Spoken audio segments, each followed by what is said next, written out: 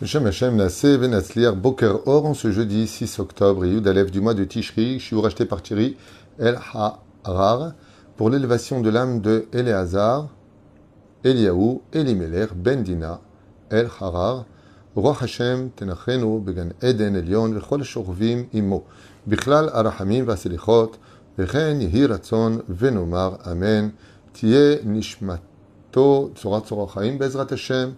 Et on commence tout de suite notre shiur en vous souhaitant tous les bonheurs du monde. Bezrat Hashem, Tatzlichu ve Tarvichu. Nous sommes avec le deuxième shiur d'aujourd'hui, qui est un shiur très très intéressant. Et j'aurais voulu le faire devant un public, mais je suis dans mon bureau car au Bet Midrash, eh bien, ils vendent les loulavim et donc il y a du bruit. D'où le fait d'être présent parmi vous dans mon petit bureau ici, Baruch Hashem, à Ashdod, Tibane Vetikonen, Bimera Biyamenu, Amen. Niskel Yeshuot, bien commencé notre binyan. Une grande question est à poser et j'aimerais avoir vos réactions. Si je devais vous poser la question, quel est le plus grand miracle que le peuple d'Israël a vécu? Chacun pourrait me donner son opinion. Et la vérité, on pourrait entendre les 10 plaies d'Égypte avec la fête de Pessah. Chacun me dirait, 7e jour, il faut savoir que la mer qui s'est ouverte en 12 ponts, avec la profondeur de 1,8 km, alors que le sable mouillé est devenu du marbre, n'est-ce pas là un miracle avec tellement de miracles qui ont lieu à l'intérieur? D'autres pourraient me répondre, la manne, pendant 40 ans dans un désert, un peuple de 3 millions de personnes, 40 ans dans un désert aride, c'est impossible. Un désert rempli de démons, rempli de tellement hostile à l'humanité. D'autres pourraient me répondre, mais pas du tout.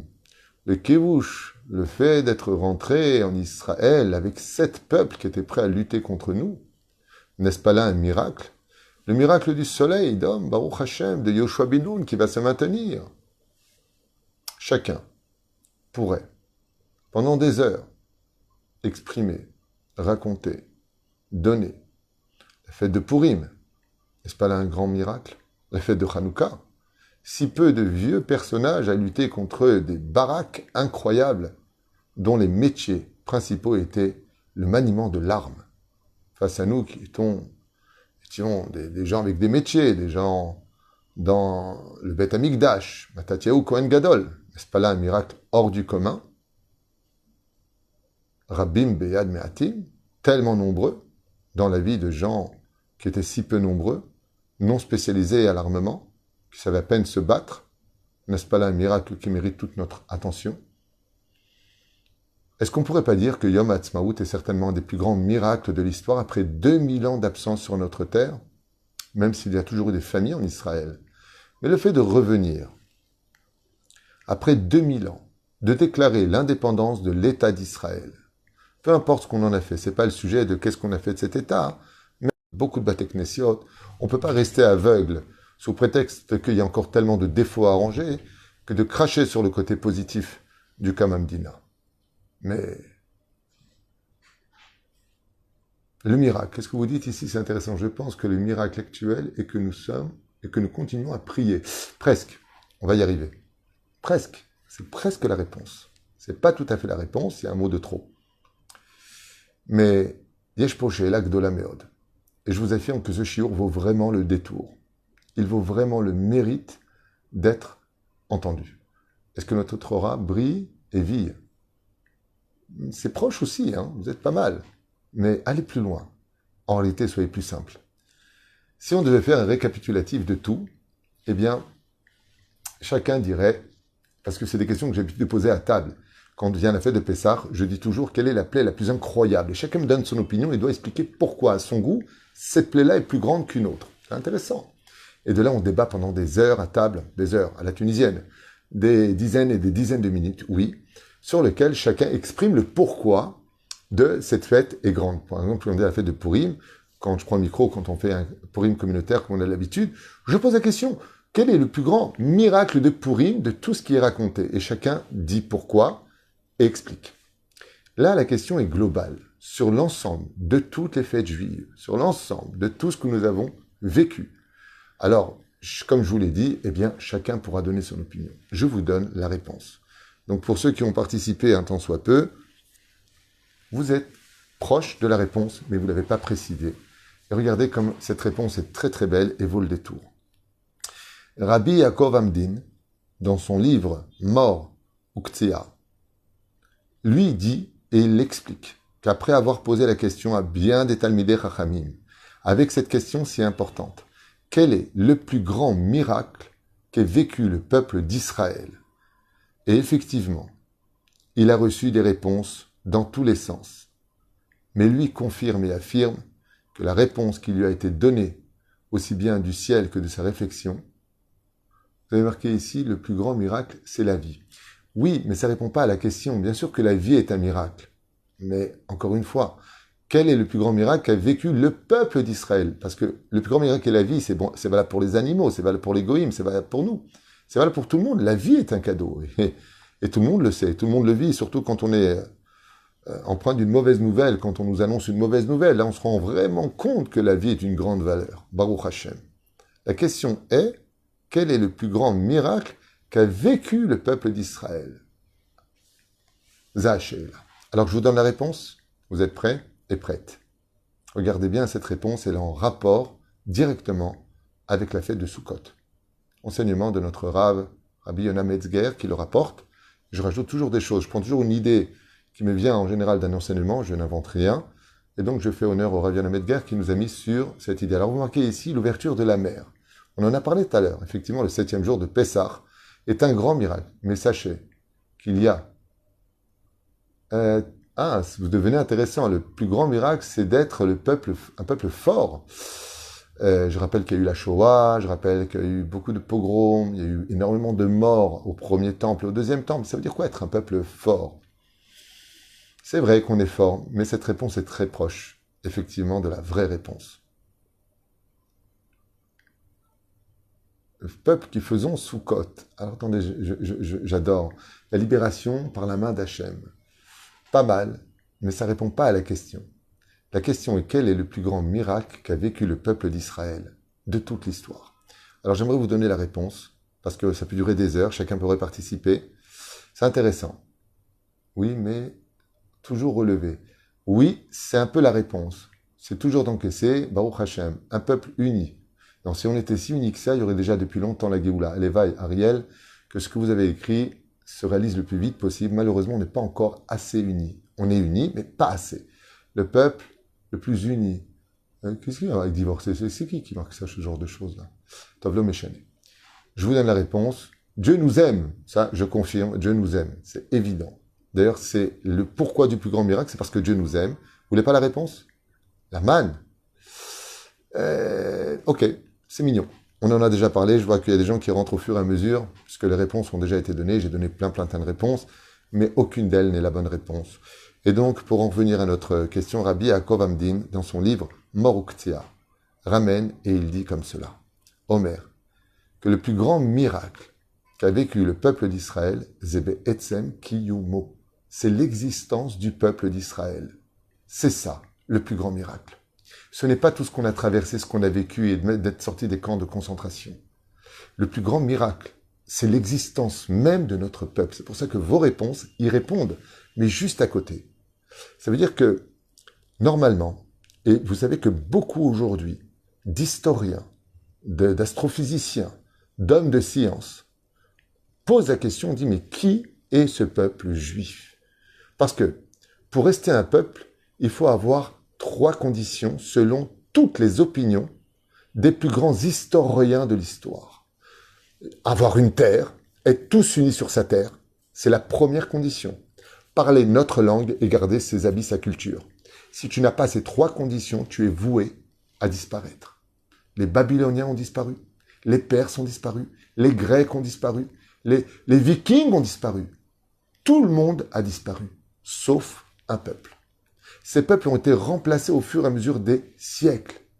Ils ont été totalement décimés.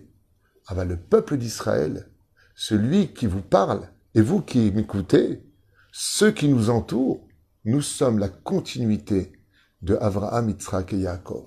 Ce même Abraham, Yitzhak et Yaakov qui mettaient les tefilines, qui faisaient la fête de Sukkot, qui pratiquaient Pessah, même avant l'heure, comme le dit Rashi, nous sommes les descendants. Sachez que chaque juif a 3 grands-pères qui nous unissent. Après, il y a eu les 12 tribus. Après, il y a eu les familles. Abraham, Yitzhak et Yaakov, c'était mes premiers grands-pères, c'était les vôtres aussi. Ashkenaz, Sfarad, peu importe. Chaque juif, nous avons les mêmes sources et nous avons eu le même rabbin. Nous avons eu le même Kohen Gadol, nous avons eu Moshe Rabbeinu, nous avons eu Aaron. C'était notre, à nous tous. Le miracle, le plus grand de notre vie, c'est l'existence de notre peuple, qui n'a aucune logique. Des Juifs sont descendus en Espagne, au Portugal, dans les pays de l'Est, aux États-Unis, parmi les terres les plus lointaines. Et avec tout ça, on met tous, alors qu'on ne parle même pas le même langage, on ne se connaît pas, on pratique le même Shabbat, les mêmes lois, on met les mêmes téphilines, il n'y en a pas un qui met des téphilines blanches ou vertes ou marron, tous sont noirs. Les parchemins à l'intérieur sont les mêmes écritures partout. Am Israël allume les mêmes bougies depuis des décennies, sans qu'on se contacte, sans que l'on se voie. On revient tous après 2000 ans, alors qu'on n'avait pas de terre. Donc normalement, on aurait dû très vite s'assimiler et disparaître. Alors qu'on a commencé à s'habiller comme les nations du monde. Alors on aurait dû encore plus disparaître, surtout que bien des Juifs sont à la source de la mode. On aurait dû normalement disparaître depuis longtemps. Qui parlait l'hébreu? Qui connaissait Maseret Avot? On connaissait La Fontaine. On était totalement assimilés. Alors que toutes les conditions requises par les plus grands spécialistes de l'existence des peuples disent « ce peuple-là, selon toute logique, est surnaturel. C'est un miracle qui est inexplicable. Il y a quelque chose qui les dirige, donc l'amour de Dieu, la tradition juive, tradition, comme on chantait sur un violon sur le toit. La reine, le plus grand miracle de notre vie, c'est qu'on a été vivant en tant que peuple pour vivre par contre tout ce que l'on pourra expliquer, que ce soit la descente dans l'enfer de l'Égypte, 210 ans d'esclavage. Normalement, on aurait dû tout laisser tomber, laisse tomber. 80% laisser tomber, mais le peuple renaît de nouveau. On a beau couper la tête aux Juifs. La racine, on ne peut pas l'enlever. Am Israël, Chai Vekayam. Et ça, c'est le plus grand miracle de la sortie d'Égypte. Et là, une question bombe atomique nous tombe dessus. La question des questions. Bien entendu, vous l'avez certainement au bout des lèvres. Dans ce cas-là, vous allez me dire, temps mort. Si l'existence même de notre peuple est le plus grand miracle de tous les miracles des siècles passés avec le peuple d'Israël, dépassant tous les autres, parce que pour vivre les miracles, il faut bien être vivant. Donc avant de parler des miracles qu'on a vécus, parlons déjà du miracle de notre existence. La réponse est magnifique. La question, est magnifique. Pourquoi donc il n'y aurait-il pas de fête qui viendrait commémorer l'existence du peuple? Imaginez que tout de suite après Kippour, aujourd'hui, en ce jeudi que nous sommes 6 du mois de octobre, nous ayons la fête de l'existence du peuple. Alors vous allez me dire, mais il y a Yom Ha'atzmaut. Non, Yom Ha'atzmaut, c'est le retour du miracle d'un peuple absent depuis 2000 ans. Mais pour vivre Yom Ha'atzmaut, il fallait bien être vivant parmi les nations du monde après la Shoah. Normalement, on aurait dû totalement annihiler notre existence. Zéou Nigmar, après des coups pareils, plus de 6 millions de morts. Mais qui aurait envie d'être juif? Ça faisait peur d'être juif. Donc avant de parler de Yom Ha'atzmaut, quoi, le peuple est encore vivant après tout ça? Trahi par la Suisse, la Belgique, tous les pays nous ont vendus, les Américains n'ont même pas explosé les rails. Am Israël, il vit encore. Quoi, Israël, il part en Israël? Quoi, Am Israël retrouve sa terre? Mais avant de retrouver sa terre, il faut déjà exister. C'est là qu'est le plus grand miracle à expliquer. Moreno Arav, Rabbi Yaakov Amdin, quand il a posé la question lui-même à tellement de Talmidei Chachamim, et qu'il en a conclu que le plus grand miracle du peuple d'Israël, c'est son existence. Alors, la question, pourquoi il n'y a-t-il pas de fête qui commémore l'existence du peuple d'Israël? Deuxième question, quel a été donc l'élixir de vie qui a fait vivre notre peuple? Comment se fait-il que nous, Am Israël, nous soyons un peuple vivant, malgré toutes les assimilations, tous les pogroms, tous les déplacements, d'avoir erré, je suis un juif errant, vous connaissez la chanson. Comment se fait-il? Quel est le mot magique? Comment on pourrait faire pour y arriver? Quel a été le secret de Dieu qui nous a fait vivre? Deux questions. Pourquoi n'y a-t-il pas de fête pour commémorer l'existence du peuple et non pas les miracles que nous avons vécus en tant que peuple, qui existent donc dans toutes les fêtes, Pessah, Shavuot, Sukkot, Purim, Hanouka, oui, c'est vrai, mais l'existence même de notre peuple, pourquoi n'est-il pas de fête? Eh bien, contre toute attente, cette fête existe en allusion dans la fête de Sukkot. Sukkot, c'est la commémoration de l'existence du peuple d'Israël. Comme vous l'avez bien compris, la fête de Sukkot, non seulement elle nous réunit tous au même niveau, parce que tu sois riche ou pauvre, tu vis dans une cabane, peut-être un peu plus belle, moins belle. Il y a quelque chose de très important dans la Soukha, qui représente l'existence même de notre peuple, c'est le srach. Le srach, c'est cette espèce de paillasse venue de Guidou les Carcasses, c'est-à-dire qui vient de la terre, ces branches que nous mettons au-dessus de la Soukha, c'est le toit, le plafond de la Soukha. Et pour que ce plafond soit cachère, eh bien, il va falloir que quand on lève les yeux, on puisse y observer les étoiles. Ça veut dire qu'il ne faut pas que ce soit trop fermé et surtout pas trop ouvert. Il faut que ce soit fait de telle façon à ce qu'on ait un toit, mais visible quand tu t'allonges dans ton lit sous la soukha, que tu puisses observer les étoiles. Et les étoiles ont quelque chose de très particulier. Ils représentent l'existence de l'univers. Les étoiles sont à des milliards d'années-lumière. Et pourtant, elles brillent juste sous nos yeux, dans l'obscurité, à l'image du peuple d'Israël, où chaque juif est une étoile dans l'obscurité qui aurait dû l'avaler dans ses trous noirs. Et pourtant, cette étoile est là et elle brille.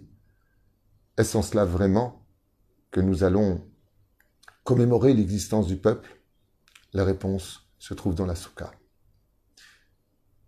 Les tfanot que nous avons et le srach, qu'est-ce qu'ils représentent? Qu'est-ce que représente la soukha? Pourquoi commémorons-nous la soukha? Pour la manne? Non, mais non. Pour le puits de Myriam? Mais non. Comme dit Rabbi Yehuda Tzadka, un père ne peut pas se vanter d'avoir nourri et donné à boire à ses enfants. Il ne peut pas faire de fête pour cela, dans l'absolu. Alors qu'est-ce que représentent les fameuses murs de la soukha et son srach? Réponse, la nuée de gloire. La nuée de gloire. Ça, par contre, c'était pas un dû. Akadosh Baruch Hu a accompagné dans l'honneur le plus grandiose, protégeant le peuple d'Israël des missiles extérieurs, des agressions extérieures, de l'hostilité des nations du monde. Les nuées qui portent bien leur nom de gloire, Dieu a voulu glorifier le peuple d'Israël et il a symbolisé son amour par une protection en dessous de nous, sur les côtés, devant, derrière et au-dessus. Ce sont les nuées de gloire de la soukha. Et en quoi ça répond? Écoutez bien la réponse. Akadosh Baruch Hu, quand il nous a sortis du pays d'Égypte en tant que peuple, parce que Pessah, c'est la naissance du peuple d'Israël, tout de suite sont venues les cabanes. Tout de suite sont venues ces nuées de gloire comme garantie que le peuple d'Israël ne disparaîtrait jamais de l'histoire. Parce que le secret, l'élixir de vie que nous avons qui fait vivre notre peuple, c'est tout simplement parce que Dieu dépose sur chaque juif, là où il est, sa gloire. Comme vous l'avez dit, parce qu'il nous aime d'un amour infini. Et on a beau être là où on est, je suis là pour vous. Et tout cela figure de façon allusionnée dans le mot étoile. Comment on dit une étoile en hébreu? Quand on est dans sa soukha, dans cette espèce de nuée de gloire qui représente ce que nous avons vécu comme garantie de notre existence, et qu'on regarde les étoiles. Comment on dit une étoile en hébreu? Kochav. Kochav. Comment on écrit le mot Kochav en hébreu? Kaf, Vav. Vous savez que chaque lettre a une valeur numérique. Kaf, ça fait 20. Vav, ça fait 6. Ko, 26.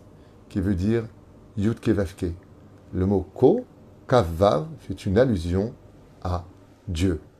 La miséricorde de Dieu, son attribut divin, c'est Yud Kevavke. Ensuite, Chav, Bet, 22. C'est les 22 lettres de l'alphabet. Akadosh Baruch Hu nous dit, si vous voulez savoir, vous, les nations du monde, pourquoi est-ce que mon peuple vit, quel est leur élixir de vie, quelle est leur potion magique, qui est le druide qui leur prépare tout ça, qui est le rabbin qui est derrière tout ça? Eh bien, Dieu répond, c'est tout simplement l'amour infini que j'ai pour vous et les 22 lettres de la Torah que vous étudiez. C'est parce que vous étudiez ma Torah, c'est parce que vous pratiquez les mitzvot de la Torah que vous avez le droit d'exister, même si aucune condition logique et rationnelle ne peut accompagner l'existence d'un peuple tellement dispersé, tellement spolié, tellement massacré, tellement converti de force, tellement de problèmes qu'on a eus, c'est grâce à Kohav. Quand on rentre dans la soukha, Dieu nous demande, est-ce que tu peux voir les étoiles là-haut pour qu'elles soient cachères, ta soukha? Ainsi donc tu te souviendras que c'est grâce à grâce à l'amour que je te porte, cette nuée de gloire qui te sortira toujours, tôt ou tard, de tous tes problèmes et te fera ressurgir des plus grands abîmes de l'histoire. Et te rappeler que Am Israël vit parce que Dieu l'aime profondément, mais surtout aussi parce que Kohav, parce que les 22 lettres de l'alphabet sont préservées et que Kadosh Baruch Hu nous dit tant que vous tiendrez la Torah Etz Chaim Hila Mahazekim Ba, tant qu'il y aura des Bate Midrashot, tant qu'il y aura des Bet Knesiot, tant qu'il y aura mon nom prononcé à table, le Kiddush, tant que vous serez avec les 22 lettres de la Torah qui vous entourent constamment, alors les étoiles du ciel ne s'éteindront jamais, à l'image du peuple d'Israël qui, même dans la plus grande des obscurités, brillera toujours au sein des nations du monde. Am Israël traversera toutes les époques, peu importe où l'on sera dans l'univers, même au fin fond d'un pays. Am Israël vit, grâce à l'amour de Dieu et la pratique de sa Torah et de ses mitzvot, la tradition juive qui tourne autour des 22 lettres de l'alphabet, alpha, beta. Combien Kadosh Baruch Hu aime Amo Israël et combien la soukha ne représente que l'amour infini que Dieu porte à son peuple. Et c'est pour cela que même si les femmes sont totalement quittes de la mitzvah de la soukha, les femmes ne sont pas obligées de s'asseoir dans la soukha, elles ne disent pas la bracha les chefs la soukha. Les sfaradiotes ne disent pas, c'est bracha levatala assour. Et la reine, de l'autre côté, par contre, une femme qui veut y manger et y vivre avec son mari, comme le demande Bezrat Hashem, la tradition juive, Tavola Birkat Hashem, elle ne fait pas la bracha. Et n'oublions pas un détail, c'est que chaque mur de la soukha n'est rien d'autre que l'expression de l'amour infini que Dieu a pour nous et qui nous dit, regardez, est-ce qu'il y a un endroit plus sensible que de vivre dans une soukha? Normalement, c'est dans des murs de béton où on se sent en sécurité. Et Dieu, il dit, non, mon fils, c'est quand je te prends dans mes bras que tu es en sécurité. Aucun bunker ne peut te protéger, réellement. Aucun. Le seul bunker qui te garantit toutes les assurances, c'est la soukha. C'est pour cela que Rabbi Eliezer dit la Géoula, la guerre de Gog ou Magog peut démarrer pendant Sukkot. Il dit pourquoi? Parce que l'endroit le plus sûr, ce sera la soukha. Dans les bras de papa. Lui qui peut tout. Lui qui nous protège de tout, comme il a fait dans le désert. Dans la chaleur intense de la journée, la froideur horrible de la nuit. Akadosh Baruch Hu nous mettait sous température ambiante parce que les nuées de gloire étaient présentes. Son amour est présent pour son peuple. Alors, rien ne peut nous arriver. D'où l'importance de Bezrat Hashem pratiquer la fête de Sukkot avec un amour hors du commun. Ne pas en avoir marre. Ou rentrer, vous embrassez la soukha. Vous asseyez, dites Baruch Hashem. Baruch Hashem. On mange dans la soukha. On boit dans la soukha. On dort dans la soukha. On peut même aller avec sa femme dans la soukha. On se promène dans la soukha. D'ailleurs, je finirai avec une petite parenthèse. Il est marqué dans le Shulchan Aruch, Metayel Basouka. Metayel, depuis quand on se promène dans une soukha? Pour dire que si un jour, pendant les 7 jours, la femme est un petit peu marre, ou on a envie un peu de sortir, on veut se promener un petit peu, alors là, la Khala dit, bon, tu veux te promener? Promène-toi dans la soukha. Ça veut dire quoi? Va dans une autre soukha. Sors de chez dans sa soukha. Après 3, 4, 5 jours, c'est un peu difficile de rester toujours à la même place. Alors si tu dois aller chez ton beau-frère, si tu dois aller voir la famille, c'est Tayel Basouka. Je vais me promener pour rentrer dans une autre soukha. Et dans ce cas-là, ce sera éventuellement permis. Même si Baba Saleh et les Gdolé adorent, ne sortaient nullement de leur soukha pendant 7 jours pour y vivre chaque seconde dans l'amour d'un père qui nous dit Kamani votra. Plus on sera dans la soukha et plus notre assurance vie grandira pour chaque juif sur terre. Baruch Adonai Leolam Amen Amen. Il y aura d'autres shiurim par la suite, Bezrat Hashem. Veuillez partager, parce qu'il y a plein de gens qui ne sont pas au courant de ce cours, et peut-être que ça va leur parler, peut-être que ça va réveiller chez eux un peu plus d'amour pour la Torah et les mitzvot, qui sont tout le but de ces shiurim. Partagez Bezrat Hashem, ve Chag Sameach, ve Samarta bechagecha vaïta ach Sameach. Michael el Chaïl, bracha v'atzlacha, ve Chag Sameach.